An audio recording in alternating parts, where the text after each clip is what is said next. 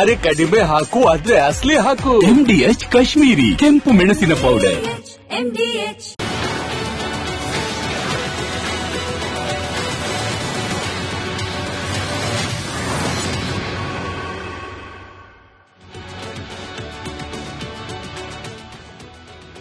ನಮಸ್ಕಾರ, ನೀವು ನೋಡ್ತಾ ಇದ್ದೀರಾ ಕರ್ನಾಟಕ ಪ್ರೈಮ್ ಟೈಮ್. ನಾನು ಸ್ಮಿತಾ ರಂಗನಾಥ್. ರಾಜ್ಯ ಸೇರಿದಂತೆ ದೇಶದ ಬಹುತೇಕ ಮಹಾನಗರಿಗಳನ್ನ ಮಹಾ ಮಳೆ ಇನ್ನಿಲ್ಲದಂತೆ ಕಾಡ್ತಾ ಇದೆ. ರಾಜ್ಯದಲ್ಲಂತೂ ಅದರಲ್ಲೂ ಮಲೆನಾಡು ಕರಾವಳಿ ಭಾಗದಲ್ಲಿ ಸುರಿತಾ ಇರುವ ಮಳೆಗೆ ಆಸ್ತಿ ಪಾಸ್ತಿ ಹಾನಿಯಾಗಿದೆ. ರಸ್ತೆಗಳು ಜನಸಂಪರ್ಕದಿಂದ ನಿರ್ಬಂಧಕ್ಕೆ ಒಳಗಾಗ್ತಾ ಇದೆ. ಮಳೆ ಸೃಷ್ಟಿ ಮಾಡಿರುವ ಅವಾಂತರದ ಕಂಪ್ಲೀಟ್ ರಿಪೋರ್ಟ್ ಅನ್ನ ಇವತ್ತಿನ ಕರ್ನಾಟಕ ಪ್ರೈಮ್ ಟೈಮ್ ನಲ್ಲಿ ನಿಮ್ಮ ಮುಂದೆ ಇಡ್ತೀವಿ. ಇದರ ಜೊತೆಗೆ ಮಂಡ್ಯದಲ್ಲಿ ಇವತ್ತು ಘನಘೋರ ಘಟನೆಯೊಂದು ನಡೆದೋಯ್ತು. ಹೆತ್ತ ತಾಯಿಯ ಮಡಿಲಲ್ಲೇ ಪುಟ್ಟ ಕಂದಮ್ಮ ಪ್ರಾಣವನ್ನ ಕಳೆದುಕೊಳ್ತು. ಅದರಲ್ಲೂ ಕೂಡ ಟ್ರಾಫಿಕ್ ಪೊಲೀಸರ ನಿರ್ಲಕ್ಷ್ಯ ಹಾಗೆ ಅಸಡ್ಡೆತನ, ಇದನ್ನ ಯಾವುದೇ ಪದವನ್ನ ಬಳಸಿ ನಾವು ಈ ಒಂದು ವಿಚಾರವನ್ನ ವಿಶ್ಲೇಷಣೆ ಮಾಡಿದ್ರೂ ಕೂಡ ತಪ್ಪಾಗ್ಲಿಕ್ಕಿಲ್ಲ. ಮಗುವನ್ನ ಕಳೆದುಕೊಂಡ ತಾಯಿ ನಡು ರಸ್ತೆಯಲ್ಲಿ ಕಣ್ಣೀರು ಹಾಕ್ತಾ ಕೂತಿದ್ರು. 3 ವರ್ಷದ ಪುಟ್ಟ ಕಂದಮ್ಮ. ಆ ಸ್ಟೋರಿಯ ಕಂಪ್ಲೀಟ್ ಡೀಟೇಲ್ಸ್ ಅನ್ನು ನಿಮ್ಮ ಮುಂದೆ ಇಡ್ತೀವಿ. ಇದರ ಜೊತೆಗೆ ಮತ್ತೊಮ್ಮೆ ಪಾಕಿಸ್ತಾನಕ್ಕೆ ಖಡಕ್ ಸಂದೇಶ ರವಾನಿಸಿದೆ ಭಾರತ. ಎಲ್ಲಾ ಸುದ್ದಿಯ ಡೀಟೇಲ್ ರಿಪೋರ್ಟ್ ಅನ್ನು ನಿಮ್ಮ ಮುಂದೆ ಇಡ್ತಾ ಹೋಗ್ತೀವಿ. ಅದಕ್ಕಿಂತ ಮುಂಚೆ ಈ ಕ್ಷಣದ ಹೆಡ್ಲೈನ್ಸ್. ಮುಂಗಾರಿಗೂ ಮೊದಲೇ ಮಳೆ ಆರ್ಭಟ. ಸಕಲೇಶಪುರದಲ್ಲಿ ದಿಢೀರ್ ಗುಡ್ಡ ಕುಸಿತ. ಶಿರೂರಿನ ಬಳಿ ಮತ್ತೆ ಕಾಡ್ತಾ ಇದೆ ಭೂತ. ವಾಣಿಜ್ಯ ನಗರಿಯಲ್ಲಿ ಮಳೆ ಅಬ್ಬರ. ವರುಣನ ಹೊಡೆತಕ್ಕೆ ಮುಂಬೈ ತತ್ತರ. ಪ್ರಮುಖ ರಸ್ತೆಗಳೇ ಸರೋವರ. ದೇಶದಲ್ಲಿ 1000ಕ್ಕೂ ಹೆಚ್ಚು ಕೋವಿಡ್ ಕೇಸ್. ಕರ್ನಾಟಕದಲ್ಲೂ ರೋಗ ನಿಯಂತ್ರಣಕ್ಕೆ ರೂಲ್ಸ್. ಗರ್ಭಿಣಿಯರು ವೃದ್ಧರಿಗೆ ಕಡ್ಡಾಯ ಮಾಸ್ಕ್.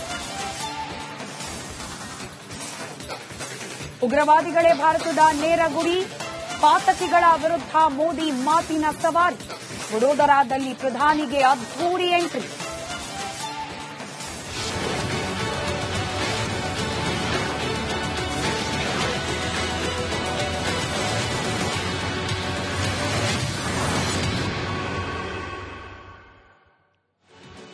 ರಾಜಧಾನಿ ಬೆಂಗಳೂರನ್ನ ಇನ್ನಿಲ್ಲದಂತೆ ಕಾಡಿದ್ದ ಪೂರ್ವ ಮುಂಗಾರು ಇದೀಗ ಕ್ರಮೇಣ ರಾಜ್ಯಾದ್ಯಂತ ವಿಸ್ತೀರ್ಣವನ್ನ ಪಡೆದುಕೊಳ್ತಾ ಇದೆ. ಅದರಲ್ಲೂ ಪ್ರಮುಖವಾಗಿ ಮಲೆನಾಡು ಹಾಗೆ ಕರಾವಳಿ ಭಾಗ. ಪೂರ್ವ ಮುಂಗಾರಿನಿಂದಾಗಿ 108 ಅವಾಂತರಗಳೇ ಸೃಷ್ಟಿಯಾಗಿದೆ. ಇಷ್ಟು ಸಾಲದು ಅನ್ನೋ ರೀತಿಯಲ್ಲಿ ಇನ್ನೂ 4 ದಿನ, ಈಗ ಆಲ್ರೆಡಿ ಬೆಂಗಳೂರಿನಲ್ಲಿ ಸತತವಾಗಿ 2ನೇ ವಾರ, ಕರಾವಳಿ ಭಾಗದಲ್ಲಿ ಆಲ್ರೆಡಿ 4-5 ದಿನಗಳಿಂದ ಸುರಿತಾ ಇದೆ ಮಳೆ. ಇನ್ನೂ 4 ದಿನ ಭಾರೀ ಪ್ರಮಾಣದಲ್ಲಿ ಮಳೆ ಆಗತ್ತೆ ಅನ್ನೋ ಮುನ್ಸೂಚನೆ ಹವಾಮಾನ ಇಲಾಖೆಯಿಂದ ಲಭ್ಯವಾಗಿದೆ. ಕರ್ನಾಟಕದಲ್ಲಿ ಮಳೆ ಸೃಷ್ಟಿ ಮಾಡಿರುವ ಅವಾಂತರಗಳ ಒಂದು ಡೀಟೇಲ್ ರಿಪೋರ್ಟ್ ನಿಮ್ಮ ಮುಂದೆ.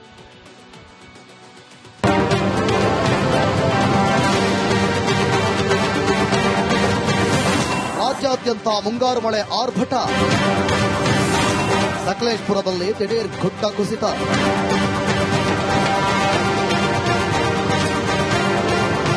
ರಾಜ್ಯಾದ್ಯಂತ ಸುರಿದ ಮಳೆ ಭಾರೀ ಅವಾಂತರವನ್ನೇ ಸೃಷ್ಟಿಸುತ್ತಿದೆ. ಕರಾವಳಿ, ದಕ್ಷಿಣ ಕನ್ನಡ, ಉಡುಪಿ, ಉತ್ತರ ಕನ್ನಡ, ಶಿವಮೊಗ್ಗ, ಚಿಕ್ಕಮಗಳೂರು, ಕೊಡಗಲ್ಲಿ ಮಳೆ ಆರ್ಭಟ ಜೋರಾಗಿದೆ. ಇಂದಿನಿಂದ 4 ದಿನಗಳವರೆಗೆ ರೆಡ್ ಅಲರ್ಟ್ ಘೋಷಿಸಲಾಗಿದೆ. ಇನ್ನೊಂದೆಡೆ ಧಾರವಾಡ, ಬೆಳಗಾವಿ, ಬಿಜಾಪುರ, ಬೀದರ್, ಕಲಬುರಗಿ, ಯಾದಗಿರಿ ಜಿಲ್ಲೆಗಳಲ್ಲಿ 3 ದಿನ ಯೆಲ್ಲೋ ಅಲರ್ಟ್ ಘೋಷಿಸಲಾಗಿದೆ.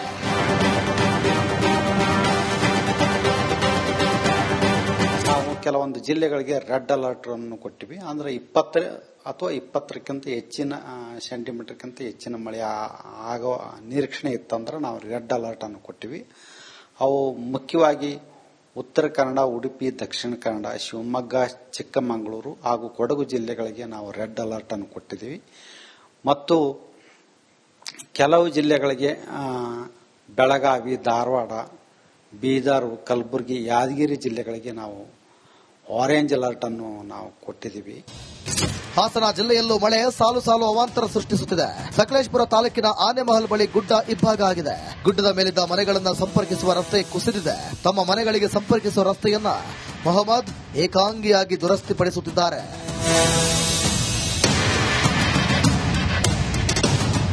40 ವರ್ಷದಿಂದ ಇರೋ ಹಳೆ ರೋಡ್ ಹೈವೇ ಅವರು ಆಮೇಲೆ ನಿಮಗೆ ರೋಡ್ ಮಾಡ್ಕೊಡ್ತೀನಿ ಅಂತ ನನ್ನ ಹಳೆ ರೋಡ್ ಕಟ್ ಮಾಡಿದ್ರು. ಆಮೇಲೆ ಮಾಡ್ಕೊಡ್ಲೇ ಇಲ್ಲ. ಈಗ ಮಳೆ ಶುರು ಆಯ್ತು. ಮನೆ ಹೋಗ್ತಾರಿಲ್ಲ. ಎಷ್ಟು ಮನೆಗಳಿದೆ? 15 ಮನೆ. 15 ಮನೆ ಆಗುತ್ತಾ? ನೀವು ಒಬ್ಬೇ ಮಾಡ್ತಿದ್ದೀರಲ್ಲ? ಇವತ್ತು ಒಂದು ದಿವಸ ಹೋಗಕ್ಕೆ ಮಾಡ್ತಾ ಇದ್ದೀನಿ ಅಷ್ಟೇ. ಗುಡ್ಡ ಕುಸಿದ ಸ್ಥಳಕ್ಕೆ ಸಕಲೇಶಪುರ ಉಪವಿಭಾಗಾಧಿಕಾರಿ ಶ್ರುತಿ, ಸಂಸದ ಶ್ರೇಯಸ್ ಪಟೇಲ್ ಭೇಟಿ ನೀಡಿ ಪರಿಸ್ಥಿತಿ ಅವಲೋಕಿಸಿದ್ರು. ಶಿರಾಡಿ ಘಾಟ್ ರಸ್ತೆಯ ಕಾಮಗಾರಿ ವೈಖರಿ ನೋಡಿ ಗುತ್ತಿಗೆದಾರರು, ಸಿಬ್ಬಂದಿ ಮತ್ತು ರಾಷ್ಟ್ರೀಯ ಹೆದ್ದಾರಿ ಪ್ರಾಧಿಕಾರ ಅಧಿಕಾರಿಗಳ ವಿರುದ್ಧ ಸಂಸದ ಶ್ರೇಯಸ್ ಪಟೇಲ್ ಗರಂ ಆದ್ರು.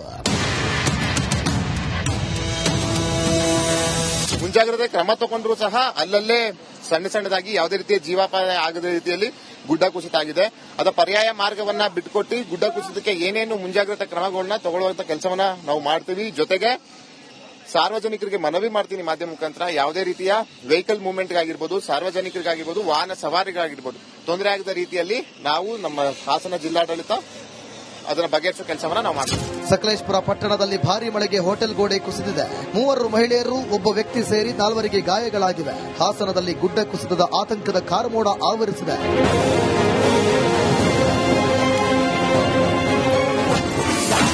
ಶಿರೂರಿನಲ್ಲಿ ಗುಡ್ಡದ ಭೂತ, ಕುಸಿತದ ಆತಂಕ. ಹೌದು, ಉತ್ತರ ಕನ್ನಡ ಜಿಲ್ಲೆಯ ಅಂಕೋಲದ ಶಿರೂರಿನಲ್ಲಿ ಮತ್ತೆ ಗುಡ್ಡ ಕುಸಿತದ ಆತಂಕ ಮನೆ ಮಾಡಿದೆ. 2024ರ ಜುಲೈ 16ರಂದು ಸಂಭವಿಸಿದ ಗುಡ್ಡ ಕುಸಿತ ದುರಂತ ಇದೀಗ ಮತ್ತೆ ಆತಂಕ ಸೃಷ್ಟಿಸಿದೆ. ಸತತ ಮಳೆಯಿಂದ ಮತ್ತೆ ಯಾವಾಗ ಗುಡ್ಡ ಕುಸಿಯುತ್ತೋ ಅನ್ನೋ ಭೀತಿ ಎದುರಾಗಿದೆ. ಗುಡ್ಡದ ಪಕ್ಕದಲ್ಲೇ ಇರುವ ಗಂಗಾವಳಿ ನದಿಯಲ್ಲಿ ಮೀನುಗಾರಿಕೆ ಮಾಡದಂತೆ ಸಾರ್ವಜನಿಕರು ನದಿಗೆ ಇಳಿಯುವುದಕ್ಕೆ ನಿರ್ಬಂಧ ಹೇರಲಾಗಿದೆ. ರಾಷ್ಟ್ರೀಯ ಹೆದ್ದಾರಿ 66 ಶಿರೂರು ಗ್ರಾಮದಿಂದ ಕೋಡ್ಸಣಿ ಗ್ರಾಮದವರೆಗೆ ನಿಷೇಧಾಜ್ಞೆ ಹೊರಡಿಸಲಾಗಿದೆ. ಭೂಕುಸಿತ ಸ್ಥಳ ಸೂಕ್ಷ್ಮ ಪ್ರದೇಶವೆಂದು ಪರಿಗಣಿಸಲಾಗಿದ್ದು ಗಂಗಾವಳಿ ನದಿಯ ವ್ಯಾಪ್ತಿಯನ್ನ ಅಪಾಯಕಾರಿ ವಲಯವೆಂದು ಪರಿಗಣಿಸಲಾಗಿದೆ. ರೆಸ್ಟ್ರಿಕ್ಷನ್ ಆ ಒಂದು ಭಾಗಕ್ಕೆ ಅಷ್ಟೇ ಮಾಡಿದ್ದೀವಿ. ಅಲ್ಲಿ ನಮಗೆ ತಹಶೀಲ್ದಾರಿಂದ ರಿಪೋರ್ಟ್ ಬಂತು, ಅಲ್ಲಿ ಜನ ನಿಂತ್ಕೊಂಡು ಫೋಟೋ ತೆಗೆಯೋದು, ಅಲ್ಲಿ ಗಾಡಿ ಸ್ಟಾಪ್ ಮಾಡೋದೆಲ್ಲ ಮಾಡ್ತಾ ಇದ್ದಾರೆ ಅಂತ ನಮಗೆ ರೈಟಿಂಗಲ್ಲಿ ರಿಪೋರ್ಟ್ ಬಂದಿದೆ.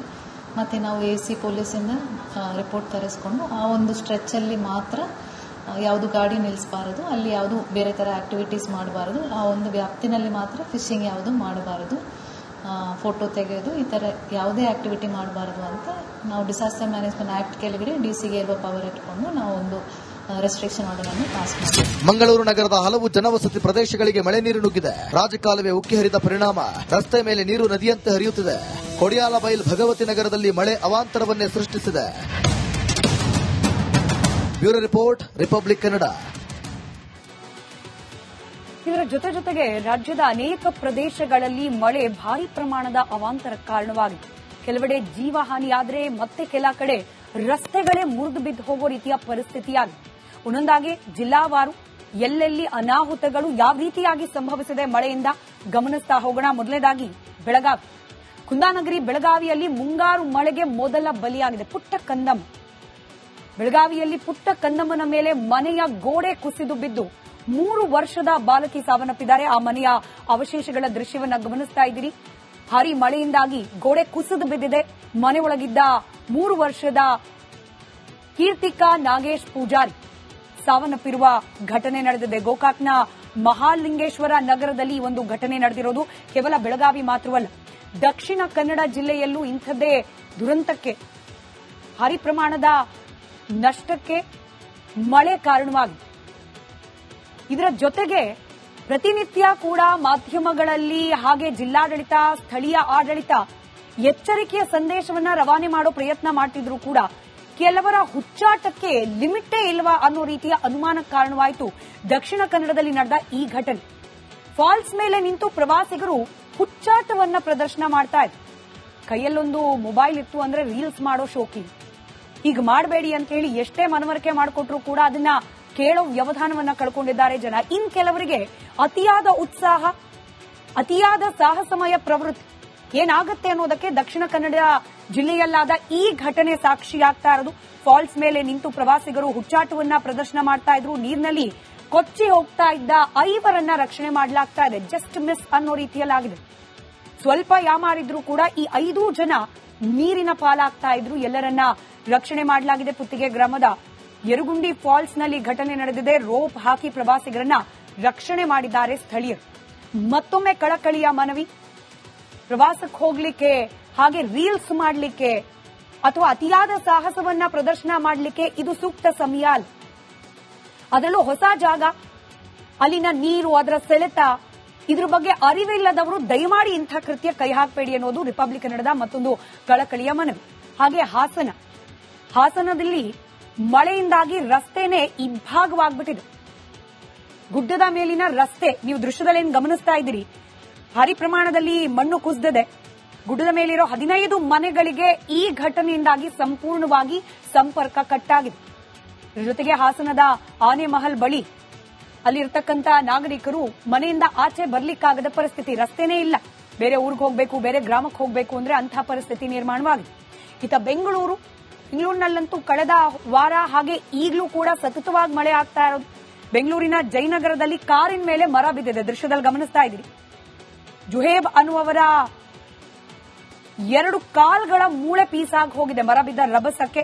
ಬಲಗೈ ಹಾಗೆ ತಲೆಗೆ ಪೆಟ್ಟು ಬಿದ್ದ ಹಿನ್ನೆಲೆಯಲ್ಲಿ ಅವರನ್ನ ಸದ್ಯಕ್ಕೆ ಐಸಿಯುನಲ್ಲಿ ದಾಖಲಿಸಿ ಚಿಕಿತ್ಸೆಯನ್ನ ಮುಂದುವರಿಸಲಾಗ್ತಾ ಇದೆ. ಇನ್ನು ಮತ್ತೊಮ್ಮೆ ದಕ್ಷಿಣ ಕನ್ನಡದೇ ಸುದ್ದಿ. ದಕ್ಷಿಣ ಕನ್ನಡದಲ್ಲಿ ಭಾರಿ ಮಳೆ ಆಗ್ತಾ ಇದೆ. ನಾವಾಗಲೇ ಗಮನಿಸಿದ ಹಾಗೆ ಮಳೆಗೆ ಕುಕ್ಕೆ ಸುಬ್ರಹ್ಮಣ್ಯ ದೇವಸ್ಥಾನದ ಸ್ನಾನಘಟ್ಟ ಸಂಪೂರ್ಣವಾಗಿ ಮುಳುಗಡೆಯಾಗಿದೆ. ಇದರ ಜೊತೆಗೆ ಕುಮಾರಧಾರ ಸ್ನಾನಘಟ್ಟ ಅಲ್ಲೂ ಕೂಡ ಯಾತ್ರಾರ್ಥಿಗಳ ಸ್ನಾನಕ್ಕೆ ನಿರ್ಬಂಧವನ್ನು ವಿಧಿಸಲಾಗಿದೆ.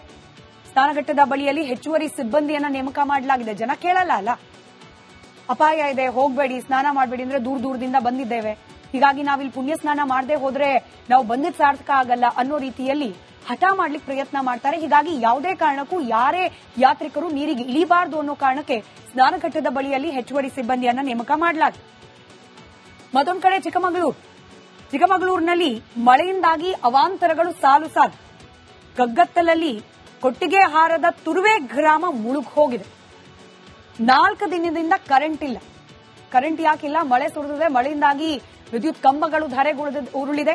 ಹಾಗೆ ವಿದ್ಯುತ್ ತಂತಿಗಳ ಮೇಲೆ ಮರದ ರೆಂಬೆ ಕೊಂಬೆ ಬಿದ್ದಿದೆ. ಹೀಗಾಗಿ ಬರೋಬ್ಬರಿ 4 ದಿನದಿಂದ ಕರೆಂಟ್ ಇಲ್ಲದೆ ಆ ಗ್ರಾಮಸ್ಥರು ಪರದಾಡ್ತಾ ಇದ್ದಾರೆ. ತುರುವೆ ಗ್ರಾಮ ಮೆಸ್ಕಾಂ ನಿರ್ಲಕ್ಷ್ಯ ಹಾಗೆ ಸ್ಥಳೀಯರೇ ಇದನ್ನು ಸರಿಪಡಿಸೋ ಕಾರ್ಯಕ್ಕೆ ಮುಂದಾಗಿದ್ದಾರೆ. 4 ದಿನದಿಂದ ಕರೆಂಟ್ ಇಲ್ಲ ಅಂದ್ರೂ ಕೂಡ ಸಂಬಂಧಪಟ್ಟ ಇಲಾಖೆಯಿಂದ ಸಿಬ್ಬಂದಿಗಳು ಬಂದು ಅದನ್ನ ಸರಿಪಡಿಸೋ ಕಾರ್ಯಕ್ಕೆ ಮುಂದಾಗಲಿಲ್ಲ. ಹೀಗಾಗಿ ಸ್ಥಳೀಯರೇ ಸೇರಿ ಅದನ್ನ ಸರಿಪಡಿಸೋ ಕಾರ್ಯಕ್ಕೆ ಮುಂದಾಗಿದ್ದಾರೆ. ಮತ್ತೊಮ್ಮೆ ದಕ್ಷಿಣ ಕನ್ನಡ ಕರಾವಳಿ ಭಾಗ, ಅದರಲ್ಲೂ ಕಡಲ್ ಕೊರೆತದ ಆತಂಕ ಕೂಡ ಇದ್ದೇ ಇದೆ.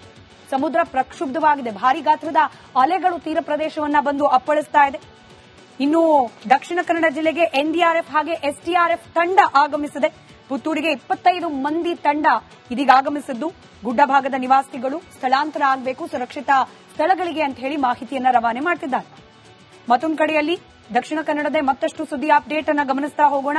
ಮಂಗಳೂರಿನ ಪಂಪೆಲ್ ಜಂಕ್ಷನ್, ಇದು ನದಿಯೋ ಸಮುದ್ರನೋ, ಜನ ಇದರ ವಿಡಿಯೋಗಳನ್ನ ಸಾಮಾಜಿಕ ಜಾಲತಾಣದಲ್ಲಿ ಶೇರ್ ಮಾಡ್ತಾ ಇದ್ದಾರೆ. ಆ ಪ್ರಮಾಣದಲ್ಲಿ ಮಳೆ ನೀರು ಮುಖ್ಯ ರಸ್ತೆಗಳಲ್ಲಿ ತುಂಬಿಕೊಂಡು ಹೋಗಿದೆ.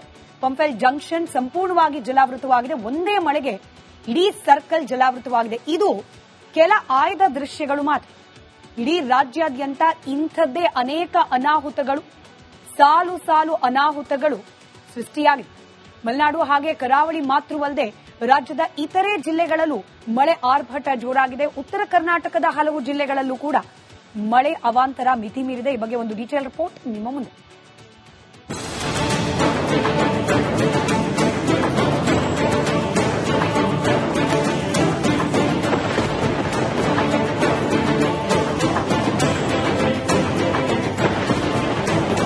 ಮಲೆನಾಡು ಕರಾವಳಿ ಮಾತ್ರ ಅಲ್ಲ, ಕೊಡಗು ಜಿಲ್ಲೆಯಲ್ಲಿ ವರುಣ ಅಬ್ಬರಿಸಿದ. ಭಾಗಮಂಡಲದಲ್ಲಿ ತ್ರಿವೇಣಿ ಸಂಗಮ ಜಲಾವೃತ ಆಗಿದೆ.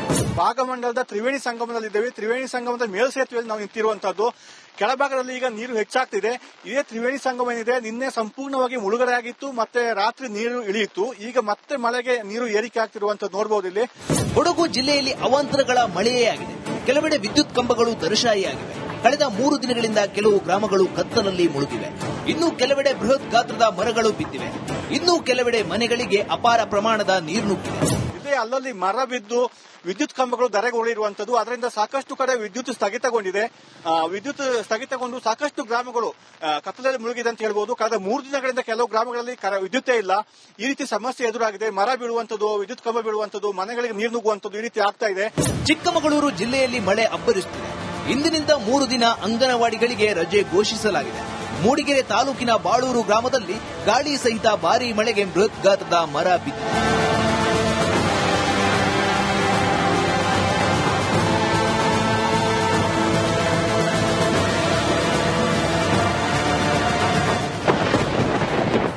ಮಳೆಗೆ ಮಗುಬಲಿ. ಇತ್ತ ಬೆಳಗಾವಿಯಲ್ಲೂ ಕೂಡ ವರುಣ ಆರ್ಭಟಿಸಿದ್ದಾರೆ. ಗೋಕಾಕ್ನ ಮಹಾಲಿಂಗೇಶ್ವರ ನಗರದಲ್ಲಿ ಮನೆ ಗೋಡೆ ಕುಸಿದು 3 ವರ್ಷದ ಬಾಲಕಿ ಮೃತಪಟ್ಟಿದ್ದಾಳೆ. ರಣಮಳೆಗೆ ವ್ಯಾಪಾರಸ್ಥರು ಕಂಗಾಲು. ವಿಜಯನಗರದಲ್ಲೂ ಕೂಡ ನಿರಂತರ ಮಳೆ ಆಗುತ್ತಿದೆ. ಹೊಸಪೇಟೆಯಲ್ಲಿ ಎಪಿಎಂಸಿಯಲ್ಲಿ ಗ್ರಾಹಕರು ವ್ಯಾಪಾರಸ್ಥರು ಕಂಗಾಲಾಗಿದ್ದಾರೆ.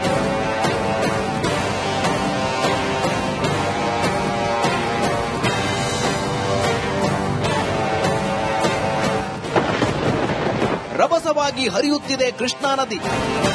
ಮಹಾರಾಷ್ಟ್ರದಲ್ಲಿ ನಿರಂತರ ಮಳೆಯಾಗುತ್ತಿದೆ. ಕೃಷ್ಣಾ ನದಿಗೆ ಅಪಾರ ಪ್ರಮಾಣದಲ್ಲಿ ನೀರು ಹರಿದು ಬರುತ್ತಿದೆ. ಕೆಲ ದಿನಗಳ ಹಿಂದೆ ಬತ್ತಿ ಬರಿದಾಗಿದ್ದ ಕೃಷ್ಣೆ ತುಂಬಿ ಹರಿಯುತ್ತಿದೆ. ನದಿ ತೀರದ ಜನರಿಗೆ ಆತಂಕ ಶುರುವಾಗಿದೆ. Bureau report, Republic Kannada. ರಾಜ್ಯದಲ್ಲಿ ಮುಂಗಾರಿಗೂ ಮುನ್ನ ಶುರುವಾದ ಮಳೆ ರೈತರ ಮುಖದಲ್ಲಿ ಮಂದಹಾಸ ಮೂಡಿಸಿದೆ. ಉತ್ತಮ ಮಳೆಯ ನಿರೀಕ್ಷೆಯಲ್ಲಿದ್ದ ಅನ್ನದಾತರಿಗೆ ವರುಣ ಖುಷಿ ಕೊಟ್ಟಿದ್ದಾನೆ. ಕರ್ನಾಟಕದ ಪ್ರಮುಖ ಜಲಾಶಯಗಳಿಗೆ ಜೀವ ಕಳೆ ಬಂದಿದೆ.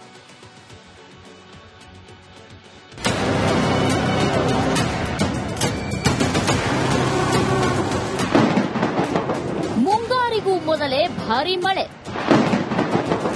ರಾಜ್ಯದ ಜಲಾಶಯಗಳಿಗೆ ಜೀವ ಕಳೆ.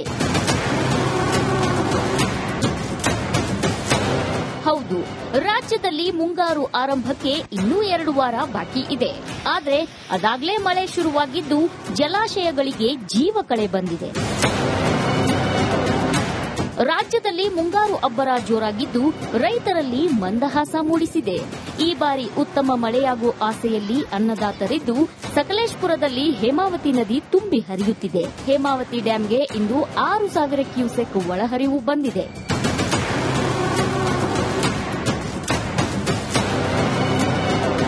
ಅತ್ತ ಕೇರಳದಲ್ಲೂ ಮಳೆರಾಯ ಅಬ್ಬರಿಸಿ ಬೊಬ್ಬಿರಿಯುತ್ತಿದ್ದು ಕಬಿನಿ ಡ್ಯಾಂಗೆ 13,000 ಕ್ಯೂಸೆಕ್ ನೀರು ಹರಿದು ಬಂದಿದೆ. ಮೈಸೂರಿನ ಎಚ್ಡಿ ತಾಲೂಕು ಬೀಚನಹಳ್ಳಿಯಲ್ಲಿರೋ ಜಲಾಶಯದಲ್ಲಿ 63.52 ಅಡಿಯಷ್ಟು ನೀರು ಸಂಗ್ರಹವಾಗಿದೆ. ಇದು ವರ್ಷಕ್ಕೆ 2 ಬಾರಿ ತುಂಬೋ ರಾಜ್ಯದ ಏಕೈಕ ಡ್ಯಾಂ ಆಗಿದೆ. ಇನ್ನೊಂದೆಡೆ ಮಲೆನಾಡಿನಲ್ಲಿ ಭಾರೀ ಮಳೆಯಿಂದ ತುಂಗಭದ್ರಾ ಜಲಾಶಯಕ್ಕೆ ಮರುಜೀವ ಬಂದಿದೆ. ಕಳೆದೊಂದು ವಾರದಲ್ಲೇ ಜಲಾಶಯಕ್ಕೆ 7 ಟಿಎಂಸಿ ನೀರು ಹರಿದು ಬಂದಿದ್ದು ತುಂಗಭದ್ರಾ ಜಲಾನಯನ ಪ್ರದೇಶದ ರೈತರಲ್ಲಿ ಸಂತಸ ಹೆಚ್ಚಿದೆ. ಈ ವರ್ಷ ಕರ್ನಾಟಕ ಆಂಧ್ರ ರೈತರು 2 ಬೆಳೆ ವಿಶ್ವಾಸದಲ್ಲಿದ್ದಾರೆ. ಇನ್ನು ಮಹಾರಾಷ್ಟ್ರ ಮುಂಬೈನಲ್ಲಿ ಧಾರಾಕಾರ ಮಳೆಯಾಗುತ್ತಿದ್ದು ಕೃಷ್ಣೆಗೆ ಜೀವಕಳೆ ಬಂದಿದೆ. ನೀರಿಲ್ಲದೆ ಬರಿದಾಗಿದ್ದ ಬಾಗಲಕೋಟೆ ಜಿಲ್ಲೆ ಜಮಖಂಡಿ ತಾಲೂಕಿನ ಹಿಪ್ಪರಗಿ ಡ್ಯಾಂನಲ್ಲಿ ನೀರಿನ ಪ್ರಮಾಣ ಹೆಚ್ಚಾಗಿದೆ. ಒಟ್ನಲ್ಲಿ ಮುಂಗಾರು ಆರಂಭಕ್ಕೂ ಮೊದಲೇ ಶುರುವಾಗಿರೋ ಮಳೆ ರೈತರಲ್ಲಿ ಸಂತಸ ಮೂಡಿಸಿದ್ರೆ ಇನ್ನೂ ಹಲವು ಕಡೆಗಳಲ್ಲಿ ಅವಾಂತರಗಳನ್ನು ಸೃಷ್ಟಿಸಿದೆ.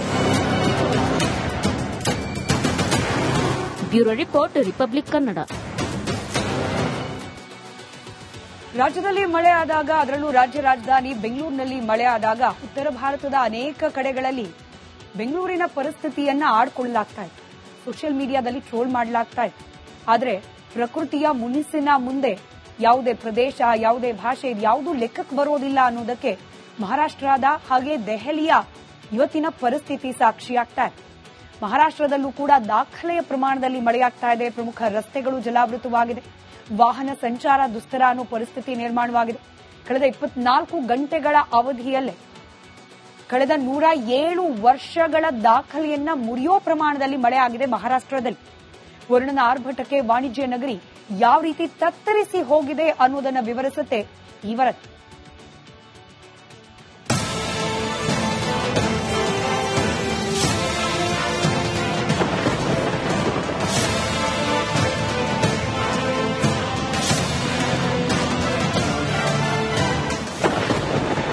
ವಾಣಿಜ್ಯ ನಗರಿಯಲ್ಲಿ ಮಳೆ ಅಬ್ಬರ. ವರುಣನ ಹೊಡೆತಕ್ಕೆ ಮುಂಬೈ ತತ್ತರ. ಮಹಾರಾಷ್ಟ್ರದಲ್ಲಿ ಸುರಿದ ಮಳೆ 107 ವರ್ಷಗಳ ದಾಖಲೆಯನ್ನೇ ಉಡೀಸ್ ಮಾಡಿದೆ. ಒಂದೇ ಮಳೆಗೆ ವಾಣಿಜ್ಯ ನಗರಿ ಹೊಳೆಯಂತಾಗಿದೆ. ಕಳೆದ 24 ಗಂಟೆಗಳಲ್ಲಿ ಥಾಣೆ ಮತ್ತು ರಾಯಗಢದಲ್ಲೂ ದಾಖಲೆಯ ಮಳೆಯಾಗಿದೆ.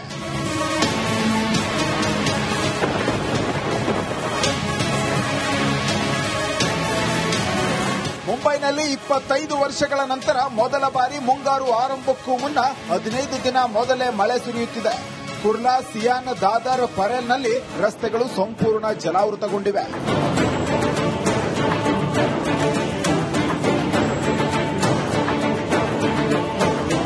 ಈ ಸೀನ್ ನೋಡಿದ್ರೆ ಮಳೆಯಿಂದ ಆಗಿರೋ ಅನಾಹುತದ ಕ್ಲಿಯರ್ ಪಿಕ್ಚರ್ ಸಿಗುತ್ತೆ. ಮಳೆ ಧಾರಾಕಾರವಾಗಿ ಸುರಿದಿದ್ದರಿಂದ ಮನೆಗೆ ಕೆಸರಿನ ನೀರು ನುಗ್ಗಿದೆ. ಇದರಿಂದ ಮನೆ ಕೆಸರುಗುಂಡಿಯಂತಾಗಿದೆ. ದೆಹಲಿಯಲ್ಲೂ ದಾಖಲೆ ಬರೆದ ಮಳೆರಾಯ. 307 ಮಿಲಿಮೀಟರ್ ಮಳೆಗೆ ದೆಹಲಿ ಜನರು ಸುಸ್ತು. ದೆಹಲಿಯಲ್ಲೂ ದಾಖಲೆ ಮಳೆ ಆಗುತ್ತಿದೆ. ಮೇ ತಿಂಗಳಲ್ಲಿ ಗರಿಷ್ಠ ಮಳೆಯಾಗಿದೆ. ಮೇ ತಿಂಗಳ ಗರಿಷ್ಠ ಮಳೆ 2025ನೇ ಈ ವರ್ಷದಲ್ಲಿ ದಾಖಲಾಗಿದೆ. ಮೇ 1ರಿಂದ ಮೇ 26ರವರೆಗೆ 307.9 ಮಿಲಿಮೀಟರ್ ಮಳೆಯಾಗಿದೆ. ಇದು ಸಾರ್ವಕಾಲಿಕ ದಾಖಲೆಯಾಗಿದೆ.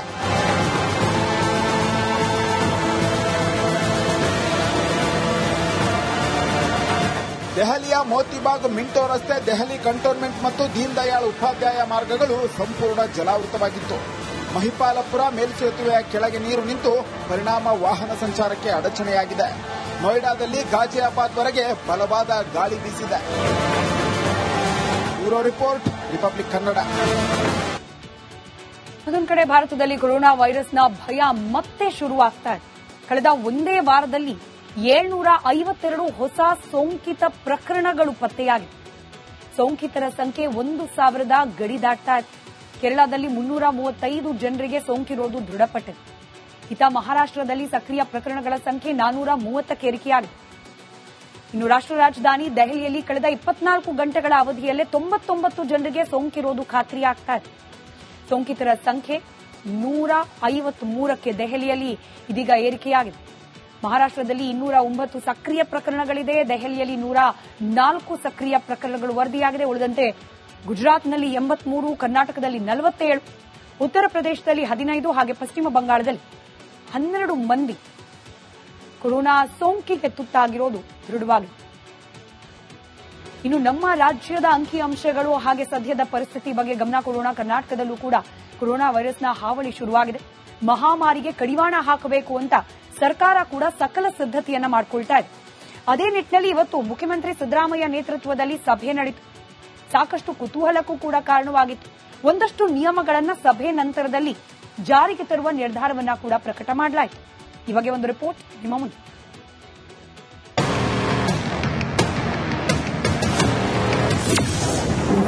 ಕರ್ನಾಟಕದಲ್ಲೂ ಕೊರೋನಾ ಅಬ್ಬರ, ಹೈ ಅಲರ್ಟ್. ಗರ್ಭಿಣಿಯರಿಗೆ, ವಯಸ್ಸಾದವರಿಗೆ ಕಡ್ಡಾಯ ಮಾಸ್ಕ್. ಕರ್ನಾಟಕದಲ್ಲೂ ಕೊರೋನಾ ವೈರಸ್ ಭಯ ಹೆಚ್ಚಿಸಿದೆ. ಈಗಾಗಲೇ ರಾಜ್ಯದಲ್ಲಿ ಸೋಂಕಿತರ ಸಂಖ್ಯೆ 50ರ ಗಡಿ ದಾಟಿದೆ. ಇದರ ಬೆನ್ನಲ್ಲೇ ತುರ್ತು ಸಭೆ ಕರೆದ ಸಿಎಂ ಸಿದ್ದರಾಮಯ್ಯ ಖಡಕ್ ಸೂಚನೆಗಳನ್ನು ಕೊಟ್ಟಿದ್ದಾರೆ. ರಾಜ್ಯದಲ್ಲಿ ಕೊರೋನಾ ವೈರಸ್ನ ಹೊಸ ತಳಿಯು ಗರ್ಭಿಣಿಯರು ಮತ್ತು ವಯೋವೃದ್ಧರಿಗೆ ಹೆಚ್ಚು ಅಪಾಯಕಾರಿಯಾಗಿದೆ. ಈ ಹಿನ್ನೆಲೆಯಲ್ಲಿ ಗರ್ಭಿಣಿಯರಿಗೆ, ವಯಸ್ಸಾದವರಿಗೆ ಮಾಸ್ಕ್ ಕಡ್ಡಾಯಗೊಳಿಸಲಾಗಿದೆ. ಸೋಂಕಿನ ಅಬ್ಬರಕ್ಕೆ ಕಡಿವಾಣ ಹಾಕುವಂತೆ ಸಿಎಂ ಖಡಕ್ ಸೂಚನೆ ಕೊಟ್ಟಿದ್ದಾರೆ. ಇದರ ಜೊತೆಗೆ ತುರ್ತು ಹೆಲ್ಪ್ ಲೈನ್ ತೆರೆಯಲು ಸಿಎಂ ಸೂಚಿಸಿದ್ದಾರೆ. ಇನ್ನು ಸಿಎಂ ಸಭೆ ನಂತರ ಮಾತನಾಡಿರೋ ಆರೋಗ್ಯ ಸಚಿವ ದಿನೇಶ್ ಗುಂಡೂರಾವ್, ವಿದೇಶದಿಂದ ಬರುವವರಿಗೆ ಟೆಸ್ಟಿಂಗ್ ಕಡ್ಡಾಯ ಇಲ್ಲ ಎಂದಿದ್ದಾರೆ. ಜೊತೆಗೆ ನೆಗಡಿ, ಕೆಮ್ಮು ಇದ್ದ ಮಕ್ಕಳು ಶಾಲೆಗೆ ಬರೋದು ಬೇಡ ಎಂದು ತಿಳಿಸಿದ್ದಾರೆ. ಯಾರಿಗೆ ಅವರಿಗೆ ಕಫ, ಜ್ವರ ಈ ತರ ಏನಾದರೂ ಲಕ್ಷಣಗಳಿದ್ರೆ ಅವರನ್ನ ಶಾಲೆಗಳಿಗೆ ಕಳಿಸಬೇಡಿ. ನೆಗಡಿ ಏನೇ ಇದ್ರೂ ಶಾಲೆಗಳಿಗೆ ಕಳಿಸಬೇಡಿ. ಅವರು ಗುಣ ಆದ ನಂತರ ಕಳಿಸಿ ಅಂತ ಹೇಳಿದ್ದೀವಿ. ಮತ್ತು ಶಾಲೆಯ ಏನು ಆಡಳಿತ ಮಂಡಳಿ ಇದ್ದಾರೆ, ಶಾಲೆಯ ಮ್ಯಾನೇಜ್ಮೆಂಟ್ ಅವರು ಕೂಡ ಅವ್ರ ಶಾಲೆಗಳಲ್ಲಿ ಇಂಥ ಮಕ್ಕಳು ಯಾರಾದರೂ ಅವ್ರಿಗೆ ಗಮನಕ್ಕೆ ಬಂದ್ರೆ ಅವ್ರನ್ನ ವಾಪಸ್ ಮನೆಗೆ ಕಳಿಸ್ಕೊಡ್ಬೇಕು ಅಂತ ಕೂಡ ಹೇಳ್ತಕ್ಕಂಥದ್ದನ್ನ ನಾವು ನಿರ್ದೇಶನ ನೀಡಲಿದ್ದೇವೆ. ಒಟ್ಟಿನಲ್ಲಿ ಕೋವಿಡ್-19 ಸೋಂಕಿನ ಕಡಿವಾಣಕ್ಕೆ ಸರ್ಕಾರದ ಜೊತೆಗೆ ಸಾರ್ವಜನಿಕರು ಕೂಡ ಸಾಥ್ ಕೊಡಬೇಕಿದೆ. Bureau report, Republic Kannada. ಇವತ್ತು ಕೊರೋನಾದ ಸ್ಥಿತಿಗತಿ ಯಾವ ರೀತಿ ಇದೆ ಅದನ್ನ ಕ್ವಿಕ್ ಆಗಿ ಗಮನಿಸ್ತಾ ಹೋಗೋಣ. ಇವತ್ತು ಹೊಸದಾಗಿ 37 ಕೇಸ್ಗಳು ಪತ್ತೆಯಾಗಿವೆ. ಬೆಂಗಳೂರಿನಲ್ಲಿ ಸೋಂಕಿತರ ಸಂಖ್ಯೆ 73. ಬೆಂಗಳೂರು ಗ್ರಾಮಾಂತರದಲ್ಲಿ 2 ಸೋಂಕು ಈಗಲೂ ಕೂಡ ಇದೆ. ಇತ್ತ ಮೈಸೂರಿನಲ್ಲಿ 3 ಕೊರೋನಾ ಸೋಂಕಿತರಿದ್ದಾರೆ, ಚಿಕಿತ್ಸೆಯನ್ನ ಪಡೆದುಕೊಳ್ತಾ ಇದ್ದಾರೆ. ದಕ್ಷಿಣ ಕನ್ನಡದಲ್ಲಿ 1 ಆಕ್ಟಿವ್ ಕೇಸ್ ಇರೋದು. ವಿಜಯನಗರದಲ್ಲೂ ಕೂಡ 1 ಆಕ್ಟಿವ್ ಕೇಸ್ ಈಗಲೂ ಕೂಡ ಇದೆ. ಒಟ್ಟು ರಾಜ್ಯಾದ್ಯಂತ 80 ಮಂದಿಯಲ್ಲಿ ಕೊರೋನಾ ಸೋಂಕು ಇನ್ನೂ ಸಕ್ರಿಯವಾಗಿದೆ ಅನ್ನೋದು ಲೇಟೆಸ್ಟ್ ಅಪ್ಡೇಟ್. ಇದರ ಜೊತೆಗೆ ರಾಜ್ಯದಲ್ಲಿ ಕೋವಿಡ್-19 ಹರಡುವಿಕೆಗೆ ಬ್ರೇಕ್ ಹಾಕೋಕೆ ಸರ್ಕಾರ ಶಿಸ್ತು ಕ್ರಮ ಕೈಗೊಳ್ಳಲಿಕ್ಕೆ ಮುಂದಾಗ್ತಾ ಇದೆ. ರಾಜ್ಯದಲ್ಲಿ ಪ್ರತಿನಿತ್ಯ ಕನಿಷ್ಠ 200 ಮಂದಿಗೆ ಸೋಂಕಿನ ಪರೀಕ್ಷೆ ನಡೆಸಬೇಕು ಅಂತ ಆರೋಗ್ಯ ಇಲಾಖೆಯಿಂದಲೇ ಸುತ್ತೋಲೆಯನ್ನ ಹೊರಡಿಸಲಾಗಿದೆ. ಹಾಗಾದ್ರೆ ಸೋಂಕು ಪರೀಕ್ಷೆಗೆ ಸರ್ಕಾರ ಯಾವ ರೀತಿಯಾಗಿ ತಯಾರಿಯನ್ನ ಮಾಡಿಕೊಂಡಿದೆ, ಆ ಬಗ್ಗೆ ಒಂದು ಡೀಟೇಲ್ ರಿಪೋರ್ಟ್ ನಿಮ್ಮ ಮುಂದೆ.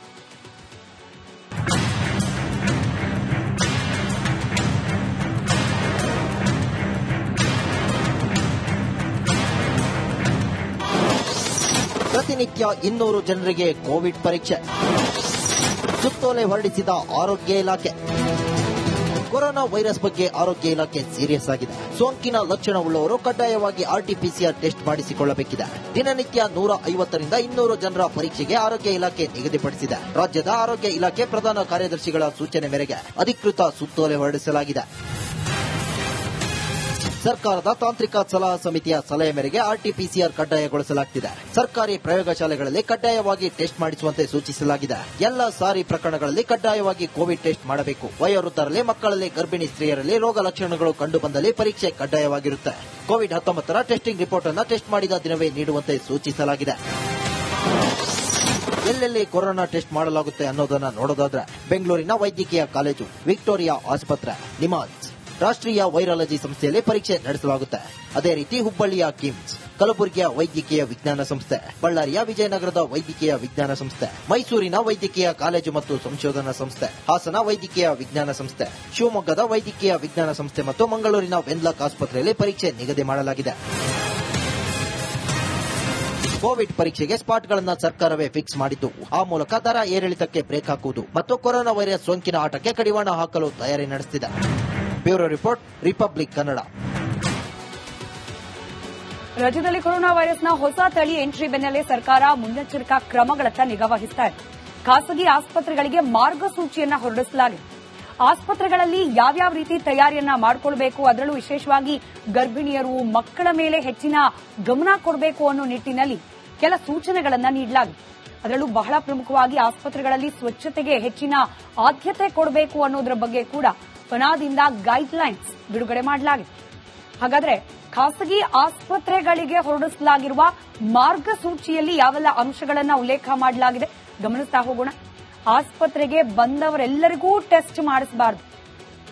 ರೋಗ ಲಕ್ಷಣದ ಟ್ಯಾಲಿ ಮಾಡಿ ಯಾರಿಗೆ ಅವಶ್ಯಕತೆ ಇದೆ ಅನ್ಸುತ್ತೋ ಅವರನ್ನ ಮಾತ್ರ ಟೆಸ್ಟ್ಗೆ ಒಳಪಡಿಸಬೇಕು ಅಂತ ಹೇಳಿ ಸದ್ಯಕ್ಕೆ ನಿಯಮವನ್ನ ಜಾರಿಗೆ ತರಲಾಗಿದೆ. ಸಿವಿಯರ್ ಸಮಸ್ಯೆ ಇರುವವರನ್ನ ಪ್ರತ್ಯೇಕ ಮಾಡಬೇಕು. ಐಸಿಎಂಆರ್ ಅಧಿಕೃತ ನಿರ್ದೇಶನವನ್ನ ಕಡ್ಡಾಯವಾಗಿ ಎಲ್ಲಾ ಖಾಸಗಿ ಆಸ್ಪತ್ರೆಗಳು ಕೂಡ ಪಾಲನೆ ಮಾಡಲೇಬೇಕು. ಇನ್ನು ರೋಗಿಯ ಸ್ಯಾಚುರೇಷನ್ ಲೆವೆಲ್ ಅನ್ನ ಪರಿಶೀಲನೆ ಮಾಡಬೇಕು. ಯಾಕಂದ್ರೆ ಆ ರೋಗದ ತೀವ್ರತೆ ಎಷ್ಟಿದೆ, ಸೋಂಕಿನ ತೀವ್ರತೆ ಎಷ್ಟಿದೆ ಅನ್ನೋದನ್ನ ತಿಳ್ಕೊಳ್ಳಿಕ್ಕೆ ಇದು ಸರಳ ಹಾಗೆ ಅತ್ಯಂತ ಅವಶ್ಯಕವಾದ ಮಾರ್ಗ. ಹೀಗಾಗಿ ರೋಗಿಯ ಸ್ಯಾಚುರೇಷನ್ ಲೆವೆಲ್ ಅನ್ನ ಆಗಿಂದಾಗೆ ಪರಿಶೀಲನೆ ಮಾಡ್ತಿರಬೇಕು.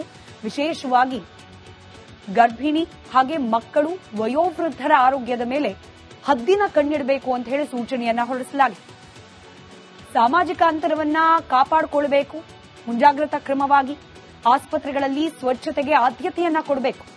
ಸ್ಯಾನಿಟೈಸರ್ ಬಳಕೆ ಮತ್ತೊಮ್ಮೆ ಜಾರಿಗೆ ಬರಬೇಕು ಅಂತ ಕೂಡ ಸೂಚನೆಯನ್ನ ನೀಡಲಾಗ್ತಾ ಇದೆ. ಕೇವಲ ಆಸ್ಪತ್ರೆಗಳಲ್ಲಿ ಮಾತ್ರವಲ್ಲ, ಆಸ್ಪತ್ರೆಗೆ ಬರುವ ರೋಗಿಗಳಿಗೂ ಕೂಡ ಸ್ಯಾನಿಟೈಸರ್ ಬಳಸೋದು, ಹಾಗೆ ಯಾರಿಗೆಲ್ಲ ರೋಗ ನಿರೋಧಕ ಶಕ್ತಿ ಕಡಿಮೆ ಇರುತ್ತೆ ಅವರಿಗೆ ಮಾಸ್ಕ್ ಧರಿಸೋದ್ರ ಬಗ್ಗೆ ಜಾಗೃತಿಯನ್ನ ಮೂಡಿಸಬೇಕು ಅಂತ ಹೇಳಿ ಮುನ್ಸೂಚನೆಯನ್ನ ನೀಡಲಾಗಿದೆ.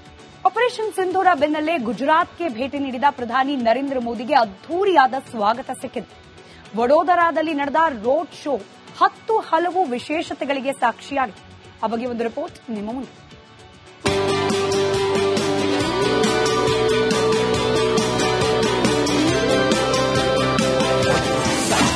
ಗುಜರಾತ್ನಲ್ಲೂ ಪ್ರಧಾನಿಗೆ ಅದ್ದೂರಿ ಸ್ವಾಗತ. ವಡೋದರಾದಲ್ಲಿ ಎಲ್ಲೆಲ್ಲೂ ತ್ರಿವರ್ಣ ಬಾವುಟ.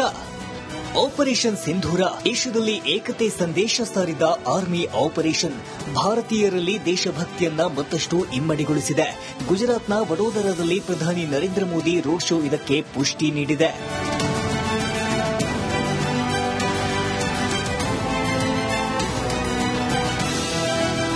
ಹೌದು, ಆಪರೇಷನ್ ಸಿಂಧೂರದ ಬೆನ್ನಲ್ಲೇ ಮೊದಲ ಬಾರಿಗೆ ಪ್ರಧಾನಿ ನರೇಂದ್ರ ಮೋದಿ ಗುಜರಾತ್ ಪ್ರವಾಸ ಕೈಗೊಂಡಿದ್ದಾರೆ. 2 ದಿನದ ಪ್ರವಾಸದಲ್ಲಿ ಬರೋಬ್ಬರಿ 82,000 ಕೋಟಿ ವೆಚ್ಚದ ಯೋಜನೆಗಳಿಗೆ ಪ್ರಧಾನಿ ಹಸಿರು ನಿಶಾನೆ ತೋರಲಿದ್ದಾರೆ. ಇಂದು ಖರೋದ್, ದಹೋದ್ನಲ್ಲಿ 24,000 ಕೋಟಿ ಮೌಲ್ಯದ ಯೋಜನೆಗಳಿಗೆ ಚಾಲನೆ ನೀಡಿದರು. ಭುಜ್ನಲ್ಲಿ ಸಾರ್ವಜನಿಕರನ್ನ ಉದ್ದೇಶಿಸಿ ಮಾತನಾಡಿದ ಪ್ರಧಾನಿ ಮೋದಿ ಪಾಕಿಸ್ತಾನದ ವಿರುದ್ಧ ನೇರ ವಾಗ್ದಾಳಿ ನಡೆಸಿದರು.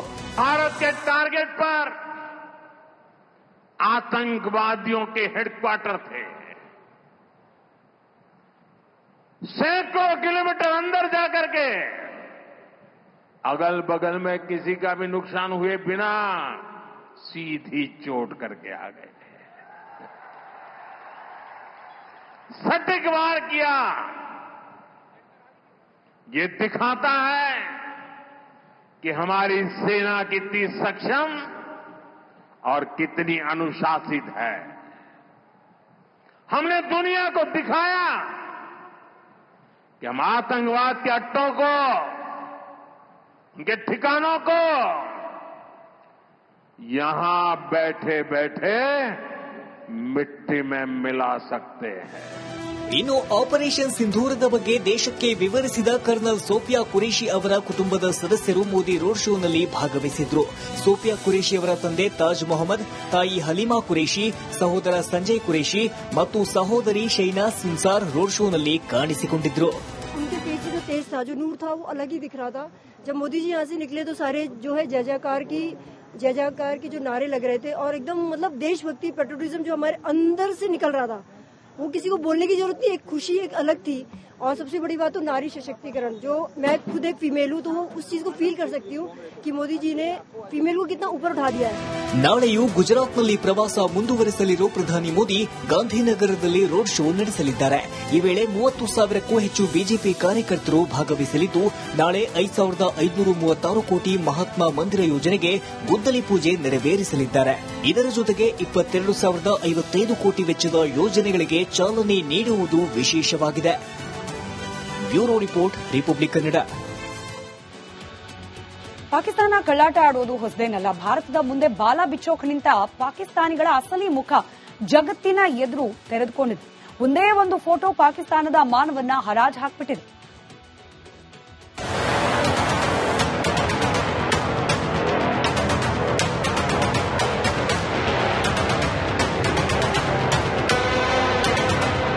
ಪಾಕಿಸ್ತಾನ ಭಯೋತ್ಪಾದಕರನ್ನ ಸಾಕಿ ಸಲುಹುತ್ತಿರೋ ಭಿಕಾರಿ ರಾಷ್ಟ್ರ.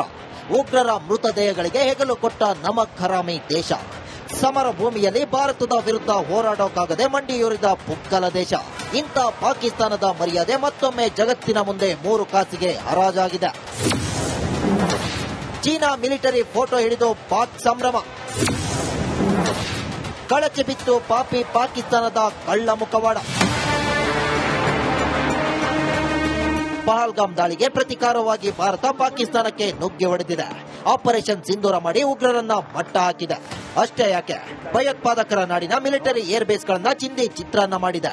ಇಷ್ಟೆಲ್ಲ ಆದ್ರೂ ಈ ಬಾರಿ ಭಿಕಾರಿ ರಾಷ್ಟ್ರ ಮಾತ್ರ ನಾವೇ ಯುದ್ಧದಲ್ಲಿ ಗೆದ್ದು ಬೀಗಿದ್ದೀವಿ ಅಂತ ಹೊಗಳೆ ಬಿಡುತ್ತಿದೆ. ಚೀನಾ ಮಿಲಿಟರಿ ಫೋಟೋ ಹಿಡಿದು ಸೆಲೆಬ್ರೇಟ್ ಮಾಡ್ತಿದೆ.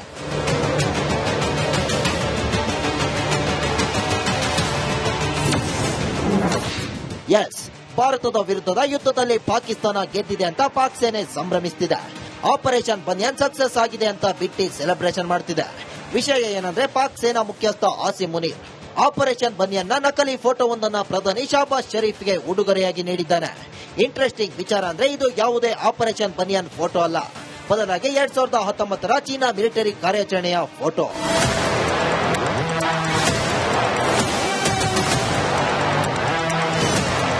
ಈ ನಕಲಿ ಫೋಟೋ ಹಿಡಿದು ಬಿಟ್ಟಿ ಬಿಲ್ಡಪ್ ಕೊಟ್ಟ ಪಾಕಿಸ್ತಾನದ ಬೊಗಳೆ ನಾಯಕರನ್ನ ನೆಟ್ಟಿಗರು ಸಖತ್ ಟ್ರೋಲ್ ಮಾಡಿದ್ದಾರೆ. ಏನೇ ಹೇಳಿ, ಚೀನಾ ಮಿಲಿಟರಿ ಫೋಟೋ ಹಿಡಿದು ಸಂಭ್ರಮಿಸಿದ ಪಾಕ್ ಮರ್ಯಾದೆ 3 ಕಾಸಿಗೆ ಹರಾಜಾಗಿದ್ದಂತೂ ಸುಳ್ಳಲ್ಲ. ಇದಕ್ಕಿಂತ ನಾಚಿಕೆಗೇಡು ಮತ್ತೊಂದಿಲ್ಲ. Bureau report, Republic Kannada. ಇವತ್ತಿನ ಕರ್ನಾಟಕ ಪ್ರೈಮ್ ಟೈಮ್ನ ಸುದ್ದಿಗೊಂದು ಬ್ರೇಕ್ ಆದ ನಂತರ ಬ್ರಹ್ಮಾಸ್ತ್ರ ವಿಶೇಷ ಕಾರ್ಯಕ್ರಮ ಪ್ರಸಾರವಾಗುತ್ತೆ.